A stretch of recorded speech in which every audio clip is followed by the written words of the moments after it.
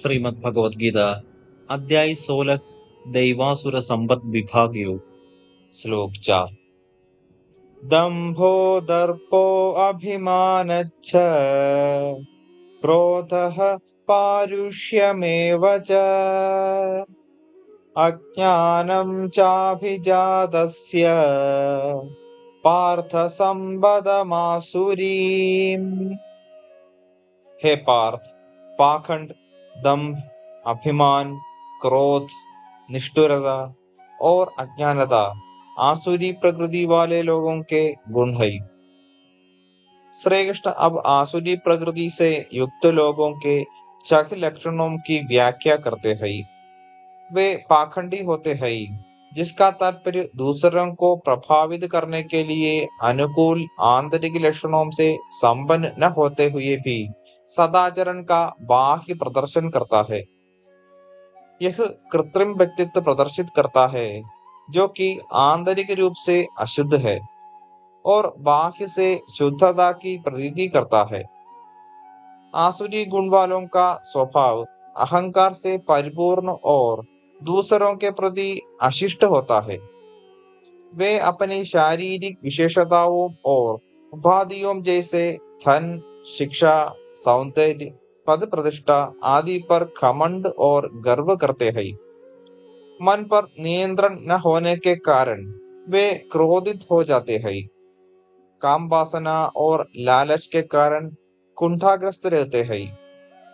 वे निर्दयी और कठोर होते हैं तथा दूसरों के साथ दुखों को बांटने में संवेदनशील नहीं होते।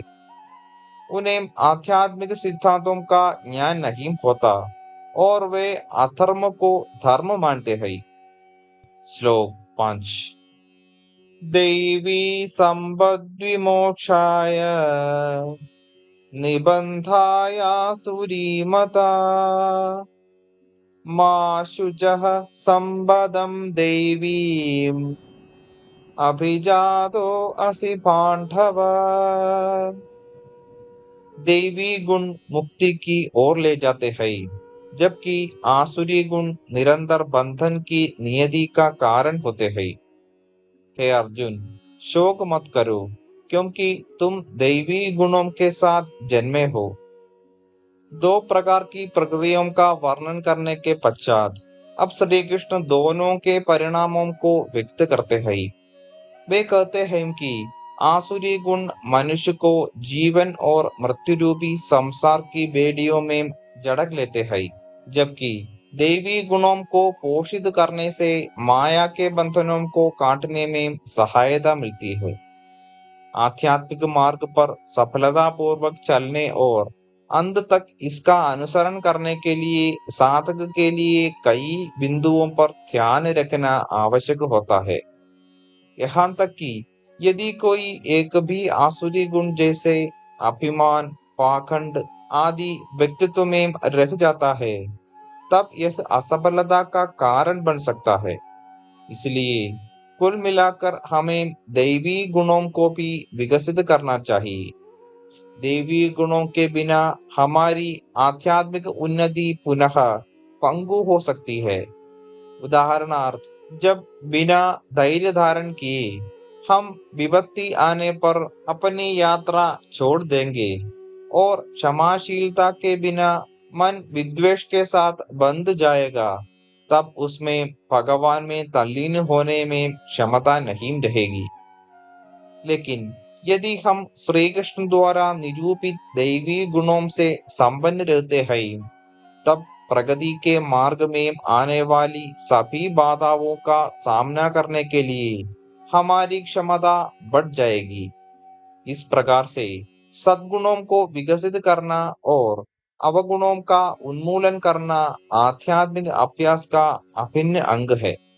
कुछ लोग यह तर्क देते हैं कि यदि हम अपने भीतर भगवान की भक्ति को पुष्ट करते हैं, तब समय के साथ हम स्वाभाविक रूप से श्री कृष्ण द्वारा वर्णित दैवी गुण प्राप्त कर लेंगे। यह वास्तव में सत्य है, लेकिन संभवतः ऐसा नहीं होता कि हम प्रारंभ से भक्ति से परिपूर्ण मार्ग की ओर अग्रसर होने का सूत्रपात करेंगे और सभी प्रकार के नकारात्मक लक्षणों से मुक्त रहेंगे। इनमें से कोई भी नाटकीय ढंग से हमारी भक्ति की प्रगति में हस्तक्षेप कर सकता है। अधिकांश लोगों के लिए धीरे धीरे भक्ति भावना को विकसित करना उपयोगी होता है, जिससे दैवी गुणों को विकसित करने और आसुरी गुणों का उन्मूलन करने के अभ्यास में भी सफलता मिलती है। इसलिए हमें अपने भक्तिपूर्ण प्रयासों के अंग के रूप में श्री कृष्ण द्वारा इस अध्याय में वर्णित दैवी गुणों को अपने भीतर विकसित करने के लिए निरंतर कार्यरत रहना होगा और आसुरी गुणों का त्याग करना होगा। श्लोक 6। द्वौ भूत सर्गौ लोके अस्मिन् दैव आसुर एव च दैवो विस्तरशः प्रोक्त आसुरं पार्थ मे शृणु। संसार में दो प्रकार के प्राणी है, एक वे जो दैवी गुणों से संपन्न है और दूसरे वे जो आसुरी प्रकृति के है। मैं दैवी गुणों का विस्तार से वर्णन कर चुका हूँ। अब तुम मुझसे आसुरी स्वभाव वाले लोगों के संबंध में सुनो। सभी जीवात्माएं अपने पूर्व जन्म की प्रवृत्तियों को अपने साथ धोए रहती है। वे जिन्होंने पूर्व जन्मों में सद्गुणों को पोषित किया और सराहनीय कार्य संपन्न किए, वे तदनुसार दैवी गुणों के साथ जन्म लेते हैं। जबकि जो पिछले जन्मों में पापमय कार्यों में लिप्त रहे और जिन्होंने अपने मन को अपवित्र रखा, वे वर्तमान जीवन में भी उसी प्रकार की प्रवृत्ति पाते हैं।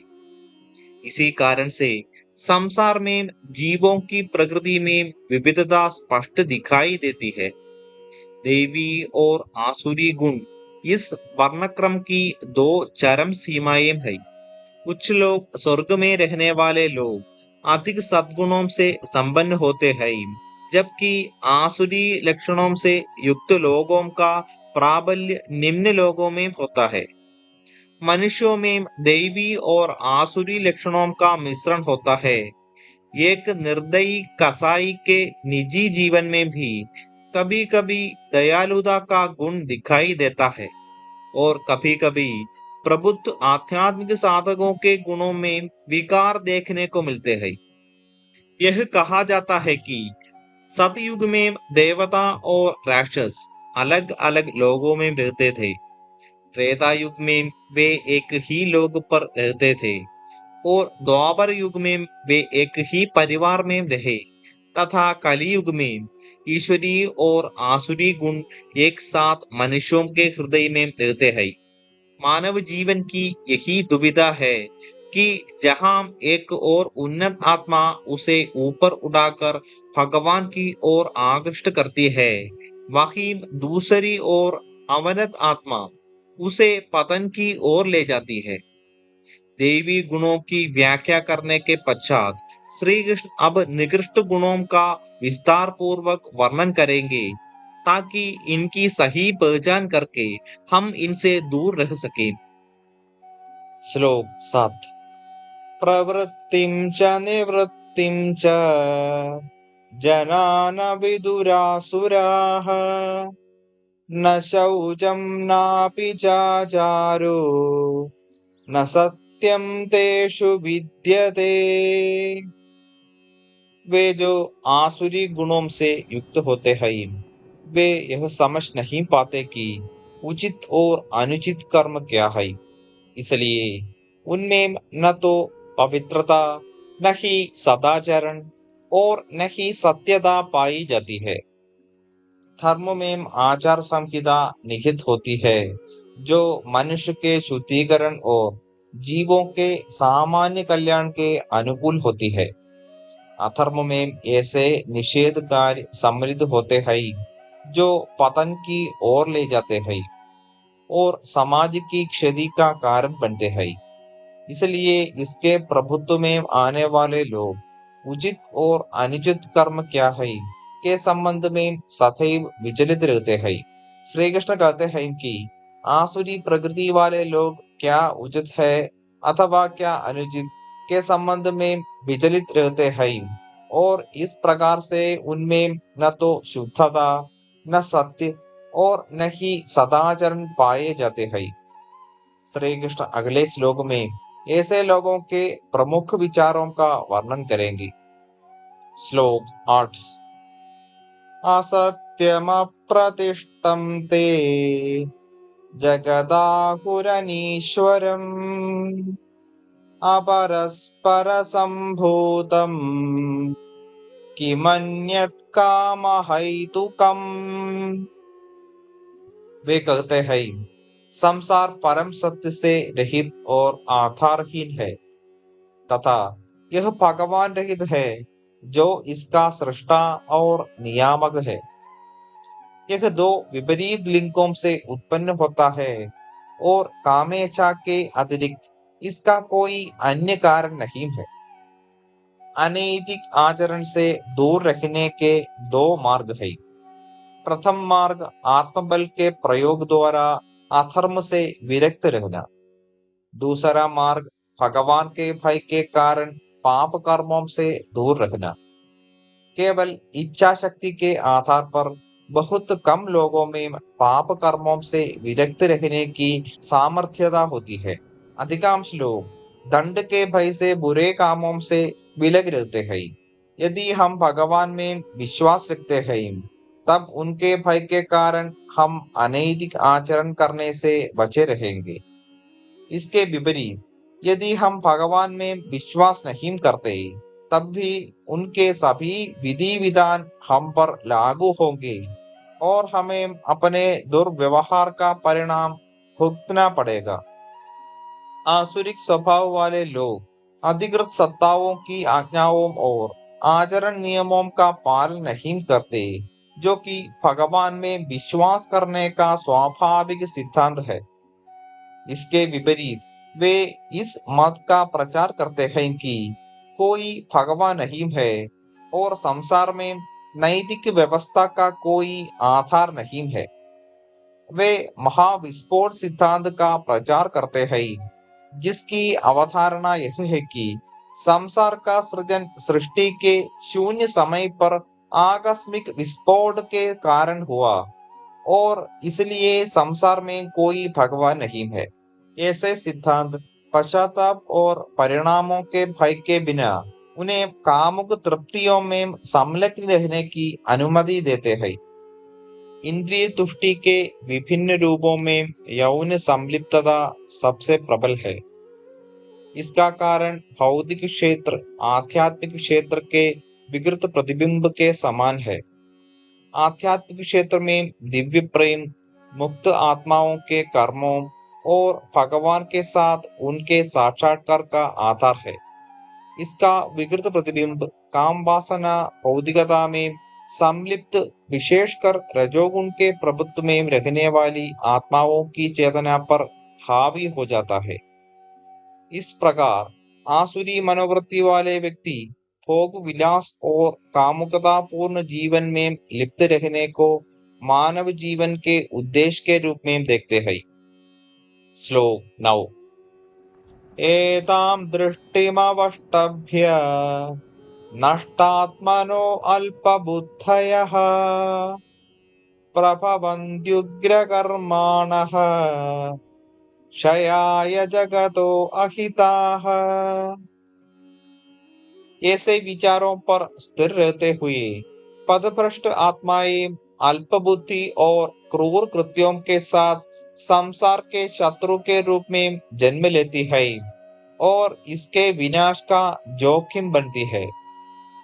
सच्चे आत्मज्ञान से वंचित आसुरी मनोवृत्ति वाले लोग अपनी दूषित बुद्धि के साथ सत्य के विकृत विचार गढ़ते हैं। आसुरी मानसिकता वाले लोग आत्मा की शाश्वतता और कर्मों के प्रतिफल की संभावना को अस्वीकार करते हैं ताकि वे आत्मस्वार्थ की पूर्ति और आत्मग्लानि के बोध के बिना क्रूर कृत्य कर सके। यदि उन्हें अन्य मनुष्यों पर शासन करने का अधिकार प्राप्त हो जाता है, तब वे उन पर उसी प्रकार से अपने भ्रामक भौतिक विचार थोपते हैं। वे आक्रामक रूप से अपने आत्म केंद्रित लक्ष्य का अनुशीलन करने में संकोच नहीं करते, भले ही इसके परिणाम दूसरों के लिए दुखद और संसार के लिए विनाशकारी हो। इतिहास में मानव जाति ने बार बार देखा है कि जो शासक सत्य के प्रतिकूल विचारों से प्रेरित थे, वे मानव समाज को कष्ट प्रदान करने वाले क्रूर शासक और संसार के लिए विध्वंसकारी सिद्ध हुए। श्लोक 10। काममाश्रित्य दुष्पूरम् दम्भमानमदान्विताः मोहात् गृहीत्वा सद्ग्राहान् प्रवर्तन्ते अशुचिव्रताः। अतृप्त काम वासनाओं, पाखंड से पूर्ण गर्व और अभिमान में डूबे हुए आसुरी प्रवृत्ति वाले मनुष्य अपने झूठे सिद्धांतों से चिपके रहते हैं। इस प्रकार से वे भ्रमित होकर अशुभ संकल्प के साथ काम करते हैं। अतृप्त काम वासनाओं को मार्ग प्रदान कर आसुरी मानसिकता वाले लोग भीषण रूप से अपने ईश्वरीय हृदय को दूषित करते हैं। वे पूर्णतया ढोंगी बन जाते हैं और जो वे वास्तव में नहीं है, वैसा होने का अभिनय करते हैं। उनकी मोहित बुद्धि अनुचित विचारों को अंगीकार करती है और उनका अभिमान उनमें यह भ्रम उत्पन्न करता है कि उनके बराबर कोई नहीं है।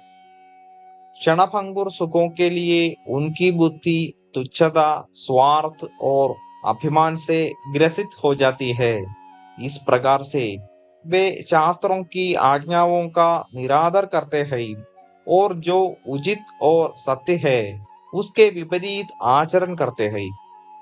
श्लोक 11। चिन्तामपरिमेयां च प्रलयान्तामुपाश्रिताः कामोपभोगपरमा एतावदिति निश्चिताः। वे ऐसी अंतहीन चिंताओं से पीड़ित रहते हैं जो मृत्यु होने पर समाप्त होती है। फिर भी वे पूर्ण रूप से आश्वस्त रहते हैं कि कामनाओं की तृप्ति और धन संपत्ति का संचय ही जीवन का परम लक्ष्य है। भौतिक प्रवृत्ति वाले लोग प्रायः आध्यात्मिक मार्ग को अत्यंत बोझिल और श्रमसाध्य मानने के कारण उसकी अवहेलना करते हैं और अपने चरम लक्ष्य से दूर हो जाते हैं। वे सांसारिक मार्ग का अनुसरण करना पसंद करते हैं, जो उनके अनुसार संभवतः शीघ्र तृप्ति प्रदान करने का भरोसा देता है। लेकिन वे अंत तक सांसारिक दिशा में और अधिक संघर्ष करते रहते हैं। भौतिक पदार्थ को प्राप्त करने की इच्छाएं उन्हें कष्ट देती है और वे फिर भी अपनी अभिलाषाओं की पूर्ति हेतु भव्य योजनाएं बनाते हैं। जब उन्हें मनचाही वस्तु प्राप्त हो जाती है, तब वह कुछ समय के लिए राहत अनुभव करते हैं, लेकिन बाद में नई चिंताएं जन्म लेती है। वह सुख सुविधाओं के छिन जाने की चिंता करने लगते हैं और उन्हें सुरक्षित रखने के लिए परिश्रम करते हैं। अंततः जब आसक्त वस्तु से अपरिहार्य अलगाव हो जाता है, तब उन्हें दुख के अलावा कुछ प्राप्त नहीं होता। लोग बच्चों और पोते पोतियों को पाने की इच्छा, व्यवसाय में व्यस्त रहने, धन संपदा संचित करने और यश प्राप्त करने के लिए सांसारिक प्रयासों में अवर्णित चिंताएं और तनाव झेलते हैं। यदि वे समान अनुपात में भगवान श्री कृष्ण के चरणों में अनुराग और उत्साह विकसित करेंगे, तब उन्हें कभी पुनः मृत्यु के देवता यमराज के भय की चिंता नहीं करनी पड़ेगी, जिसके परिणाम स्वरूप वे जन्म और मृत्यु के चक्र को पार कर लेंगे, किंतु आसुरी स्वभाव वाले लोग इस अटल सत्य को स्वीकार नहीं करते, क्योंकि उनकी बुद्धि यह समझती है कि सांसारिक सुखों में भी परम आनंद की अनुभूति हो सकती है। वे यह नहीं देख सकते कि मृत्यु धैर्यपूर्वक उन्हें दयनीय नियति में धकेलने और भावी जन्मों में और अधिक कष्टों में डालने की प्रतीक्षा कर रही है। श्लोक 12। आशापाशशतैर्बद्धाः कामक्रोधपरायणाः ईहन्ते कामभोगार्थम् अन्यायेनार्थसंजयान्। सौकड़ों कामनाओं के बंधनों में पड़कर काम वासना और क्रोध से प्रेरित होकर वे अवैध ढंग से धन संग्रह करने में जुटे रहते हैं। यह सब वे इंद्रिय तृप्ति के लिए करते हैं। संसार में धन आनंद प्राप्त करने का साधन है, इसलिए भौतिकवादी लोग जो अतृप्त कामनाओं से प्रेरित होते हैं, वे भौतिकवादी मनुष्य अपने जीवन में धन संग्रह करने को प्राथमिकता देते हैं। वे धन आर्जन के लिए अवैध तरीकों को अपनाने में भी संकोच नहीं करते, इसलिए उनके अनैतिक आचरण के लिए दोहरा दंड उनकी प्रतीक्षा करता है।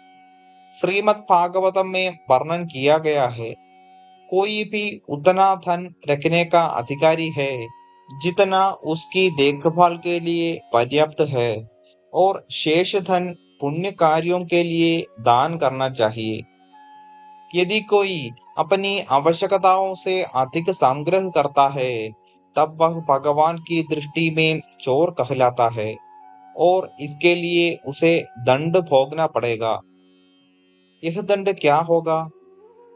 सर्वप्रथम मृत्यु के समय उसके द्वारा अर्जित की गई धन संपत्ति उसके साथ नहीं जाएगी और यह उससे छीन ली जाएगी और इसी संसार में रह जाएगी। दूसरे कर्मों के विधान के अंतर्गत धन आर्जन करने के लिए किए गए पापों के लिए भी दंड भोगना पड़ेगा। जब कोई तस्कर पकड़ा जाता है, तब केवल उसका सामान ही जब्त नहीं किया जाता है, बल्कि कानून का उल्लंघन करने के लिए उसे दंड भी दिया जाता है। श्लोक 13, 14 और 15। इदमद्य मया लब्धम् इमं प्राप्स्ये मनोरथम् इदमस्तीदमपि मे भविष्यति पुनर्धनम् असौ मया हतः शत्रुः हनिष्ये चापरानपि ईश्वरो अहमहं भोगी सिद्धो अहं बलवान् सुखी आढ्यो अभिजनवान् अस्मि को अन्यो अस्ति सदृशो मया यक्ष्ये दास्यामि मोदिक्ष्य इत्यज्ञान विमोहिताः। आसुरी व्यक्ति सोचता है, मैंने आज इतनी संपत्ति प्राप्त कर ली है और मैं इससे अपनी कामनाओं की पूर्ति कर सकूंगा। यह सब मेरी है और कल मेरे पास इससे भी अधिक धन होगा। मैंने अपने उस शत्रु का नाश कर दिया है और मैं अन्य शत्रुओं का भी विनाश करूंगा। मैं स्वयं भगवान के समान हूँ। मैं भोक्ता हूँ, मैं शक्तिशाली हूँ, मैं सुखी हूँ, मैं धनाढ्य हूँ और मेरे सगे संबंधी भी कुलीन वर्ग से है। मेरे बराबर कौन है? मैं देवताओं को प्रसन्न करने के लिए यज्ञ करूंगा, दान दूंगा, मैं सुखों का भोग करूंगा। इस प्रकार से वे अज्ञानता के कारण मोहग्रस्त रहते हैं। सभी प्रकार की नैतिकता की उपेक्षा कर आसुरी व्यक्ति यह समझते हैं कि उन्हें जो भी सुखदायक प्रतीत होता है उसका उपभोग करना उनका अधिकार है। वे महत्वाकांक्षाओं को पूरा करने के लिए योजनाओं एवं कार्यक्रमों को अनुकूल बनाने का ठोस प्रयास करते हैं। वे यह समझते हैं कि वेदों में वर्णित धार्मिक रीतियां उन्हें भौतिक रूप से समृद्ध बनाने में सहायक होती है। वे प्राचुर्य, सुख, समृद्धि और यश प्राप्त करने हेतु धार्मिक अनुष्ठानों का आयोजन करते हैं। किंतु जिस प्रकार से गिद्ध ऊंची उड़ान भरता है लेकिन अपनी दृष्टि नीचे की ओर स्थिर रखता है, वैसे ही कभी कभी असुर व्यक्तियों की समाज में प्रतिष्ठा बढ़ती है लेकिन उनके कार्य निम्न और निकृष्ट प्रकृति के होते हैं।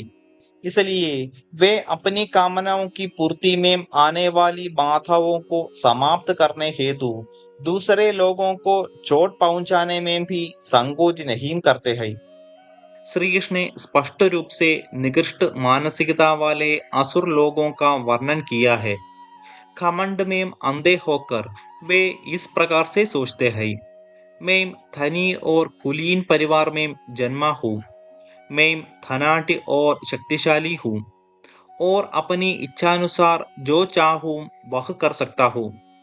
मुझे भगवान के सामने झुकने की कोई आवश्यकता नहीं, क्योंकि मैं स्वयं भगवान के समान हूँ। अधिकतर मामलों में जब लोग मैं कहते हैं तब यह उनका घमंड बोलता है, वे नहीं। अहंकार में अपने मतों के साथ व्यक्तिगत पहचान, बाह्य प्रदर्शन, असंतोष इत्यादि समाविष्ट है।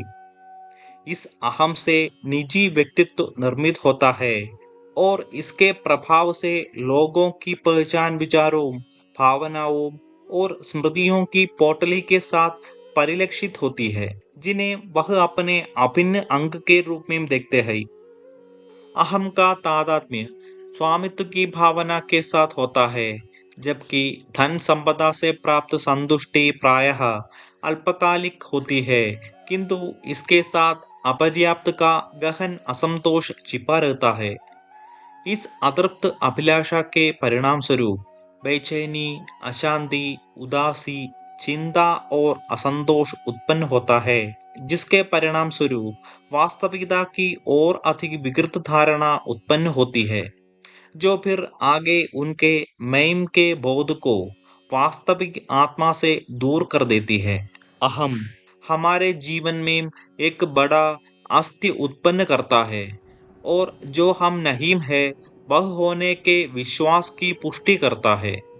इसलिए धर्म मार्ग के साथ साथ उन्नति करने के लिए सभी धार्मिक परंपराएं और संत हमें अहंकारी विचारों के स्वरूप को विघटित कर देने का आग्रह करते हैं।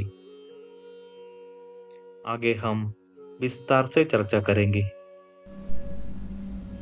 हाँ।